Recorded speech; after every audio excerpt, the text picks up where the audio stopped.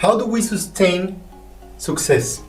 Well, Albert Einstein said, learn from yesterday, live for today, hope for tomorrow. The important thing is not to stop questioning. Hello, I am Juan Navarro. This is Advanced Quality Programs, and I invite you to explore the quality philosophies to apply them to our everyday life.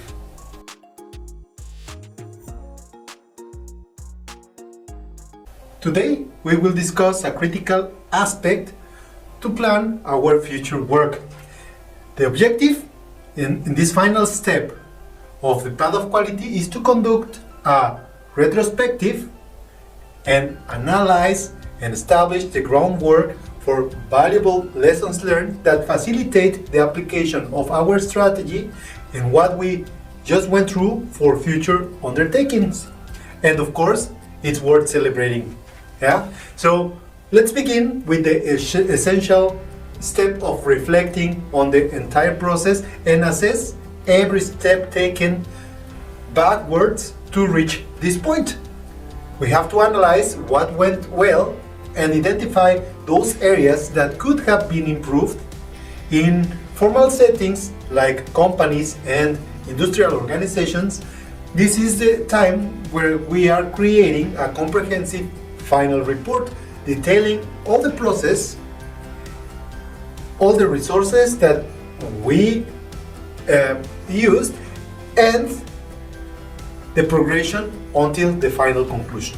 In this report, we will take account all of the activities that we went through, all along with the dates, the resource that we invested, and the achieved results. This accumulation of knowledge in a formal conclusion will mark the appreciation for the time, the effort, and everything that we invested to get these achievements. It is always a good idea to host a small celebration that involves everybody who contributed to achieve these goals. Now is the best opportunity to secure the present and to secure the future success of our strategy by embracing the very well-known concept of sustainability. Or is it well known?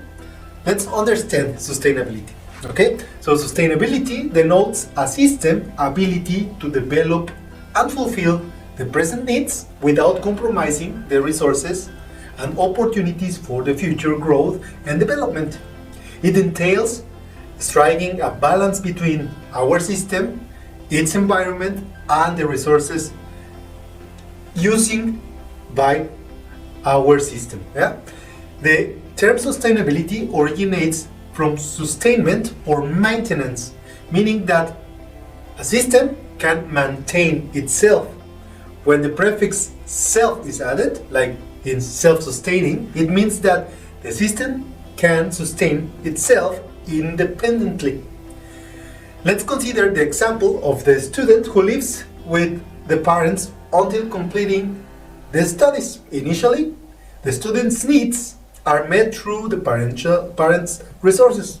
However, upon entering the workforce and generating personal resources, the student becomes a self-sustaining being, meeting his or her needs independently. Now, when is a system self-sustainable? First of all, a system to be self-sustainable, it must ensure that all activities within the system can run and improve without causing harm for itself or to the environment. The system should efficiently use the resources. It must also ensure that all activities enhance the entire system and not just specific parts. It should promote the maximum resources utilization and minimize the waste. It should seek for restoration of damages. It should encourage self-sufficiency. It should acknowledge the significance of natural state and well-being. It should also advocate for the use and implementation of clean procedures, methods, and technologies, not only locally, but on a global scale, so to say in the environment or in the global industry. And it should achieve sustainability, and quality life. Yeah? So returning to our original topic and considering this the final step on the path of quality, challenges often stem from deviations from the ideal state. Sustainability is a concept that acts as a guiding force, steering us back to that ideal state, fostering positive change. And we already talked about it. We had known this ideal state and like the good change, the one that we described as Kaizen, that originated all this series of podcasts. But in today's discussion, let's take it a little bit further and talk about work-life balance, a concept that is very popular in nowadays culture, but there might be a misconception that prevails, often focusing on doing less and enjoying more, and labeling it as work-life balance. Let's revisit this notion. To maintain balance in a system, the sum of all the forces must equal zero. Yeah? So when one side of the system starts tripping, some counterweights are necessary to restore balance. Achieving a balanced life, happiness, self-realization, and success requires discipline, hard work, and not only gratification on social media likes. So you really need to start searching for right balances. Yeah?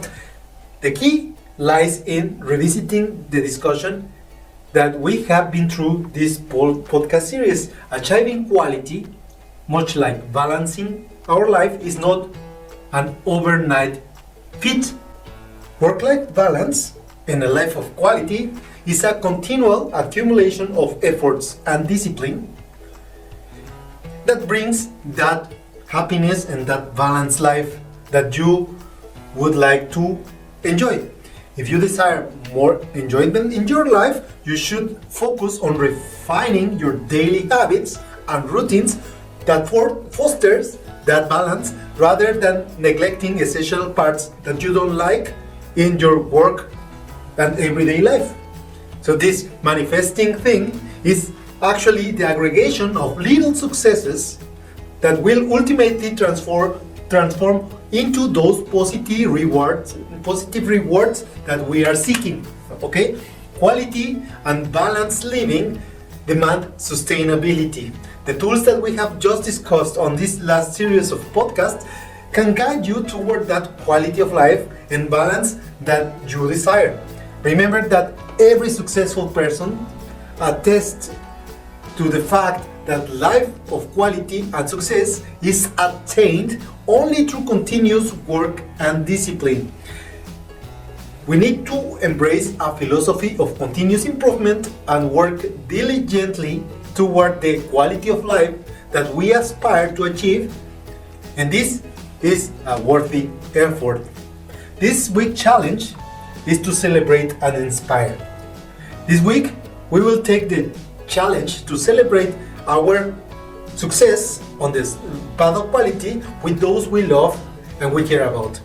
By sharing our achievements, we will not only enhance our enjoyment, but we will also inspire others to embark on the path of quality and the positive change.